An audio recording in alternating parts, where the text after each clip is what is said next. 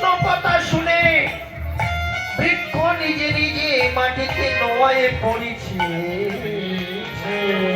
আর সুদামকে ডেকে বলছে, যত ফল লাগে একটা ফল ছাড়িয়ে নিয়ে বৃক্ষকে জড়িয়ে ধরে বলছে, মা আমি কানাইয়ের যোগ্যে যে তোমার কথাটা বলবো।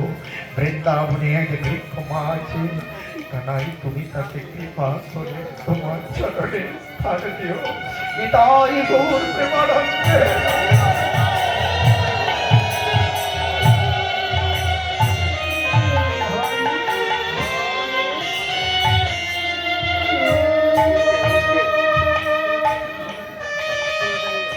সব রাখালেরা চলে গেলেন।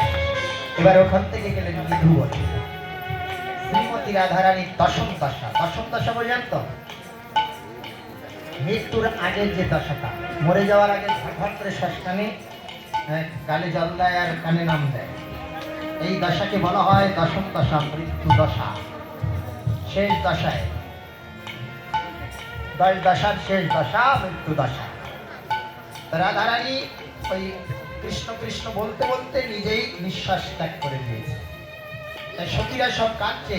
কেউ বলছে, হ্যাঁ রে, আমাদের শিশুকালের সঙ্গী নিয়ে আজ আমাদের ছেড়ে চলে গেল। ওকে কেহ বলে আছে আছে, কেহ বলে না।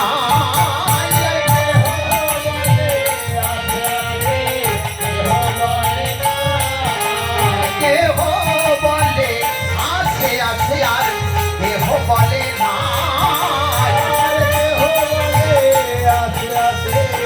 কেহ বলে না, কেহ তোলা ধরে দেখে রাধিকার নাচিকায়।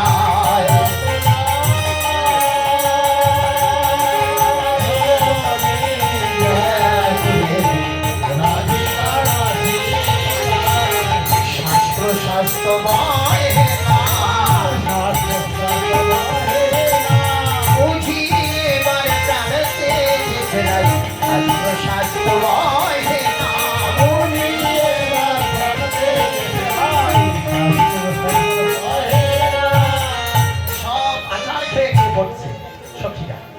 এমন সময় বৃন্দে সেইখানে, এই কি ব্যাপার কাছে মরা কান্না ফেলিয়েছে একটা।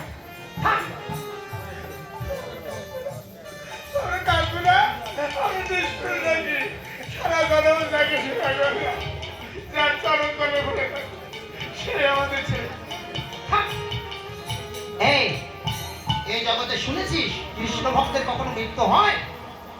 ওরে মরিনি, ওই উল্লোটা গতি, উল্লোটা গতি, ভিতরে চৈতন্য আছে, উল্লোটা গতি,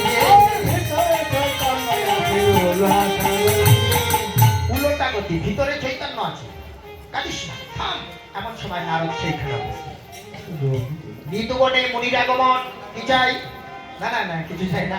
মধুর আলাপ করে পত্র বলছে, গোবিন্দ যজ্ঞ করছে, সেই যজ্ঞ মানে ভক্তিদের ভয় করছে নারদ। বিধুবনে পুরুষের আগমন চলে না, ওখানে মুনি ঋষিরা যেতে পারে। বিলিতে বলছে, পত্র নিয়ে বলছে, বলছিস না রায় মরে গেছে, এই দেখ মরতে পারে না। পত্রখানা নিয়ে রাধারানীর ছুটিতে, ছুটি মানে কানে মুখ লাগিয়ে দিয়ে বলছে, রাজ একেবারে নয়ন মেলেছে দেখ, আমি তোর বেধির ঔষধ এনেছি।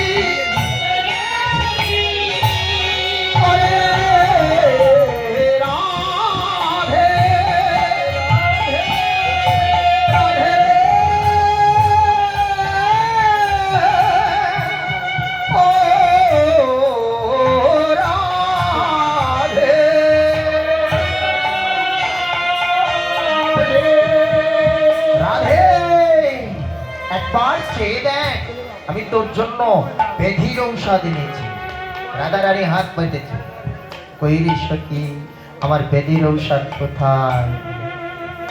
পত্রখানা হাতে ধরিয়ে, এই পত্রখানা নিয়ে বুকে চেপে ধরে বলছি, এটা খেতে হয় না গায়ে মাখতে হয়?